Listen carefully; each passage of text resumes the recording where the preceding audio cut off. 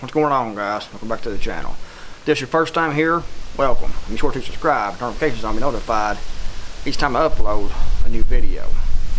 Guys, there's been a lot, I mean a lot, written about prepping and survival over the years. There's been hundreds of thousands of magazine articles. There's been thousands of books, hundreds of thousands of videos about prepping and survival.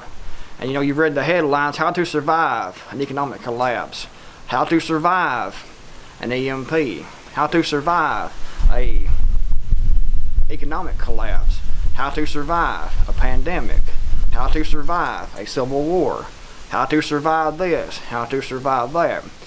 But when you get down to the meat of the situation, you realize that there is a few more likely ways that you will die. So the articles, the videos cover a lot of the same topics over and over again, just as with a different perspective, say economic collapse versus an EMP. In reality, what you need to survive just about every threat is the same, no matter the threat. For example, water. You need water to be able to survive, clean drinking water. And so you need to focus and concentrate on having clean, drinkable water during any type of disaster.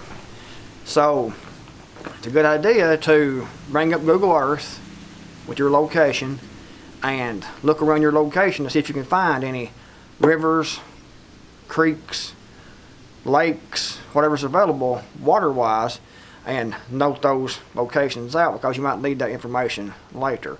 And of course, you'll need to stockpile some water. Depending on where you are will decide the amount that you need to stockpile. You need to have some water filters, some extra filters for the water filters. They know how to find water. If you have a well, that's even better, guys. But most people anymore, even down here in the country, don't have wells. Used to be everyone had a well, but now wells are few and far between. You very seldom find a home that has a well still operable on that property. So, you know, you're going to need water, no matter the situation, no matter what type of disaster happens, pandemic, economic collapse, EMP, civil war, whatever, you're going to need water. So, take care of that now by figuring out what you need, how much you need, get the filters you need, find the locations, know how to find water, know how to purify water even without, say, a Berkey water filter. Get that all squared away, and that's one pillar of surviving whatever. The next thing is food. No matter the situation, no matter the disaster, again, you're going to need to eat. So concentrate on your food storage. Canned food is one of my top recommendations for food storage. Is canned food. You can also store things like rice, beans. You can buy the pre-packaged survival foods. Those have a good shelf life. They're expensive, but they're good if you can afford that, want to go that way. Learn how to prepare that food, learn how to use that, and figure out how much you need for you and your family and your group, and put that back if any way possible. But you're going to need food no matter what happens. Get on the same light with food storage, you need to be able to prepare that food storage. So it all ties into food though. Figure out how you're going to cook. Can you cook on an open fire? Do you have a gas cook stove? Do you have a camp stove? Do you have a solar sun oven? Different ways to cook, a rocket stove. Figure out how you're going to cook and heat the food that you have in storage. Also, still yet, food. Concentrate on figuring out how you can produce your own food. Because no matter how much food you store and have in storage, if the disaster, whatever it may be, SSTF event, whatever it may be, if it lasts long enough, you're going to eventually run out of food. So try to figure out how you can resupply your food needs. Think self-reliance on your own property. Planting a garden, planting fruit trees. Granted, fruit trees won't be producing for 3, 6, 7 years before they start producing, usually, in my experience anyway. Figure out what you can do on your own property to produce your own food. Gardening is great. Chickens, bees, honeybees, ducks, goats for milk, cows for milk, but goats are better for preppers than cows is, in my opinion. Depending on, of course, how much property you have and things like that, but in my opinion, goats are smaller, goats are cheaper to keep, and goats have, forage for a lot of their own food. Everything you can do to produce your own food, the better. On the same theme as food, producing more food, you need to look into and learn how to hunt. Learn how to go out and trap. Learn how to forage for wild foods. But you see, it all centers around a few key concepts, and no matter what the disaster is, the prepping for the disaster is pretty much the same. So while a lot of people worry about certain disasters, just concentrate more. Knowing what might happen is a good motivator, but concentrate more on the actual doing the things, actually doing something instead of the threat. Because most of the things you need to do will apply to the various different threats that we face at any point in time. Another thing that happens is medical. Learn how to, no matter what disaster, what happens, people get sick, people get injured, people get wounded. So you need to keep that in mind and prepare medically. Get all the training you can, medical wise. You can learn a lot just by taking a basic first aid CPR class. Then expand on that by watching videos about certain medical topics. Take all the classes you can to learn what you can, if you can, where you are. Watch videos, take training, read books. That's the dog back there, Rusty. He's back there making a big noise. What you doing, Rusty? What you doing, Rusty? What you doing, bud? What you doing, bud? Oh God. You're just about to knock the camera down, Rusty. You just about broke the camera. That wouldn't have been good. He gets way too excited, that dog does. He's a good dog, full of energy. So much energy.